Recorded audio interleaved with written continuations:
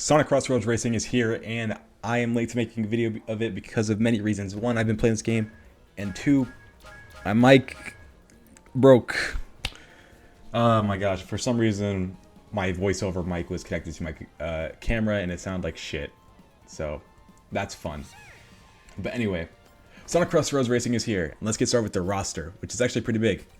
So, we got Sonic, Tails, Knuckles, Amy, Cream the Rabbit, Big the Cat, Silver, Blaze the Cat, Shadow, Rouge, Omega, Vector, Espio, Charmy, Zavok, Zaz, Eggman, Metal Sonic, Eggpon, Sage, Jet, Wave, Storm, Supersonic, Werehog, Hastune Mikuuuuuu, Joker, the guy from Yakuza, Minecraft Steve, Alex, Creeper, SpongeBob, and Patrick.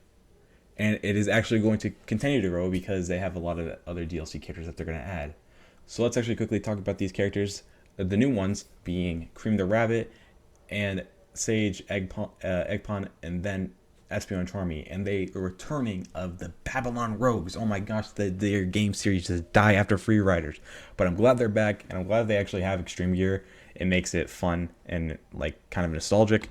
I didn't grow up with Sonic Riders, but I did grow up with Sonic Riders Zero Gravity. That was my go-to Sonic racing game for the time, instead of Sonic Racing or Sonic and Sega All-Stars Racing. Man, these titles are long as hell. My gosh. But anyway, yeah. This game is insanely fun, so let's actually get to talking about it. So, the new thing about this, and I'll touch later on it, but it's going to be shown right here, is the rivals.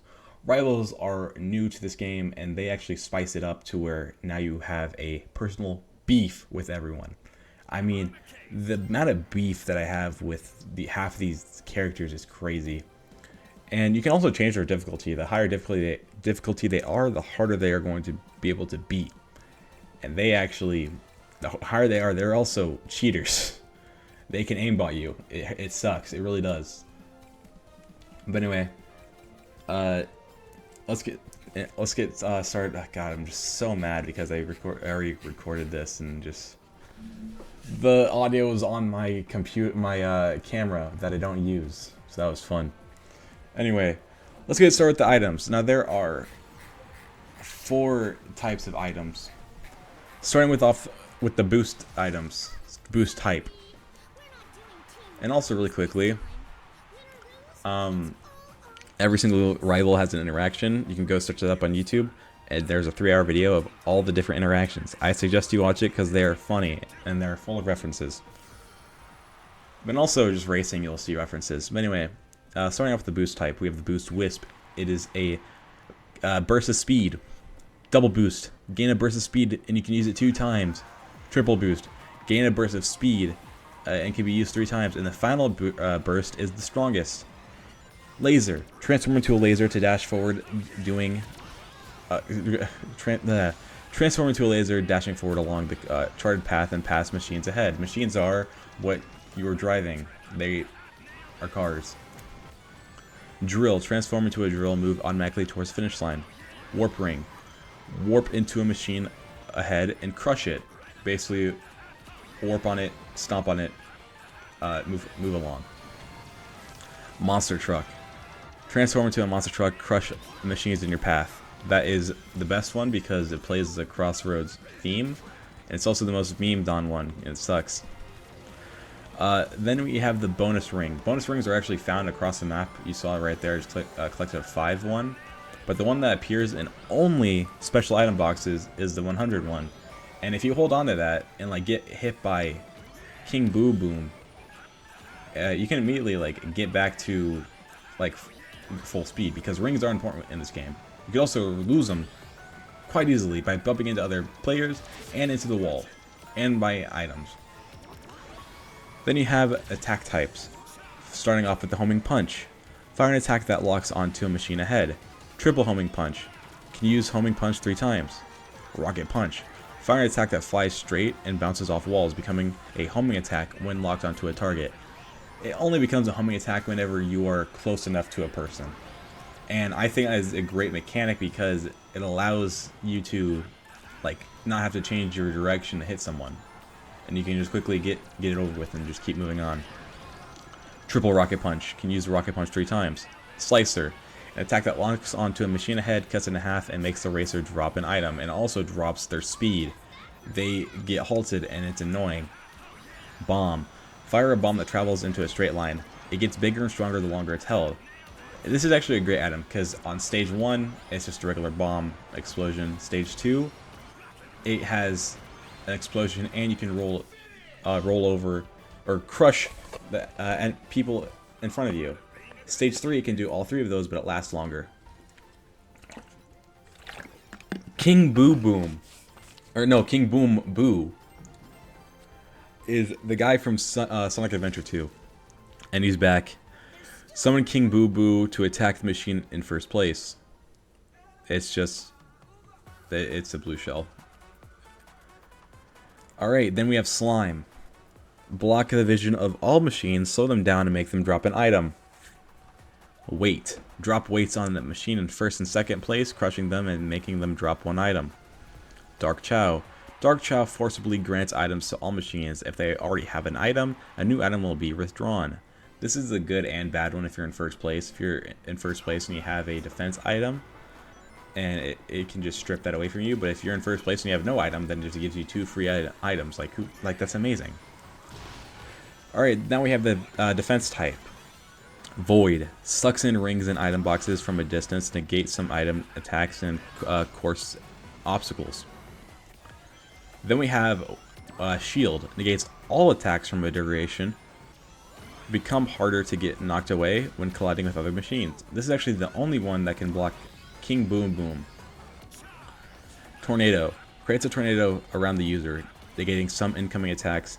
Deal damage to other machines that come in contact while active. Then we have the last 2, which are hazards. Spiked Iron Ball. Place a road hazard that deals damage on contact, and then Magnet.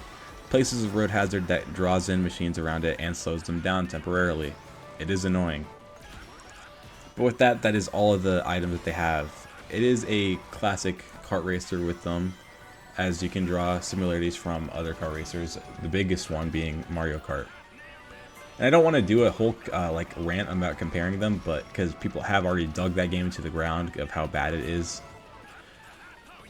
But compare this to Mario Kart 8 Deluxe. It's just like that, but Sonic characters. There are some flaws in this game, one of that being the track types. How there are 2 tracks in this game that I just don't like, and it's one of them is... I shouldn't say I don't like Sand Road. I do like Sand Road with this music and just it being a reference to Sonic Adventure of Tails' stage. But I don't like the sand because it's slippery. It actually is slippery. There is a gadget, which I'll get into later about gadgets, that negate the slipperiness. And then there's another stage that is an ice, and that is the worst one because it is so slippery to control.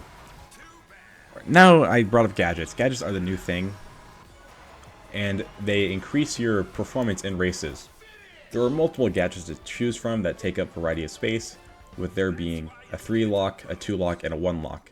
3 locks take 3 keys of space, 2 take 2, and 1 takes 1. It's that simple.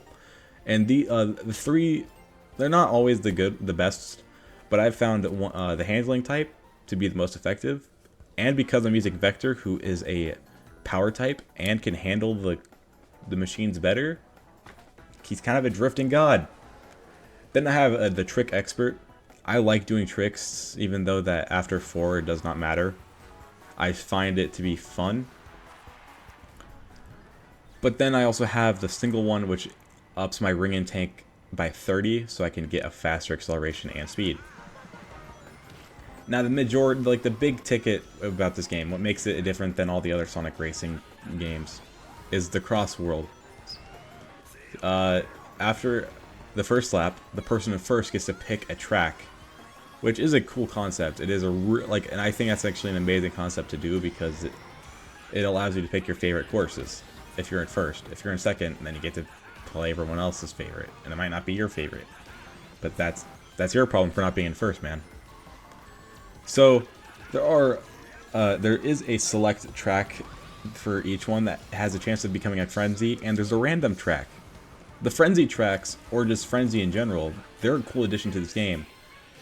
There are, I think, 3 frenzy types that I've seen. One that has a burst wisp that constantly refuels itself. This one, which you get to charge up your drifting gauge insanely fast. And then the other one that places boost rings around the track.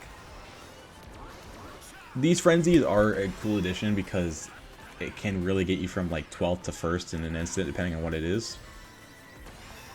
And then also the courses that are exclusive to the CrossRoad rings are also really fun to do. Like, for instance, Cyberspace. It's only a CrossWorld ring track. And it is, if you like that stage, you can only get it through here. But also makes it to where you're not driving around in a single track and make it boring, you know. But then the second time you come around on the same track, it does change a bit. There are other things that you can do to like get in a different path that wasn't available before and get more red rings, because there are some red rings that are only available on the second time around. So anyway, now I'm going to talk about, because the review of this game, it ends right here. I'm going to talk about the games beforehand and where I would place these games as the Sonic Racing series. Because I made a video on it before where I went ahead and did, I did the first 3 games, and with this, the newest game being added, where does it place? Sonic and Sega All-Stars Racing, the first one. I love that game to death. I have nostalgia on it. Can't beat nostalgia ever.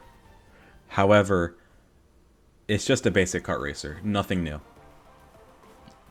Then you have Sonic and Sega All-Stars Racing Transform. That's a good game too. And it even adds on the Sonic and Sega All-Stars Racing by giving you the ability to choose a plane, a rock, a car, and a boat. That's cool. Then you strip that away, have teams, and you get Sonic Team Racing. Great title, horrible game. It is a basic car racer.